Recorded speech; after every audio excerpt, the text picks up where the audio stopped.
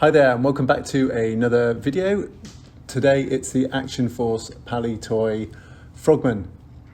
This came out as part of the first series of the Action Force figures in the early summer of 1982. He was based on the original Action Man Frogman figure, which was one of the most popular figures. He came with an oxygen tank which had a mask attached to it and two flippers. The Frogman has a moulded orange wetsuit which went over his entire body, and only his face and hands are shown out of the wetsuit. He has a zip that goes down his chest, and he has a blue scuba tank symbol on his left breast. There were different variations of this scuba tank symbol.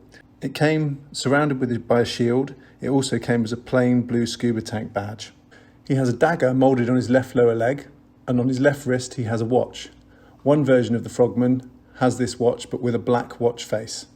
As with all the other figures, his arms and legs could move forward and backwards and his head could turn. He had two holes in his feet so that he could be stood up on figure stands or in certain vehicles. The oxygen tank was a really clever design and it strapped onto his back. It connected to his back with two straps that crossed over his chest and then clipped back onto the oxygen tank. It also had a face mask that was attached with what appears to be oxygen tubes. The face mask could go over the head of the Action Force figure, and you could see his eyes through the mask. It was a clever design, but it is quite fragile and some of these are often broken. He also came with two black flippers that went over his feet. They're quite a tight fit and they can split quite easily. The flippers are just pushed over his feet and they stay in place nicely.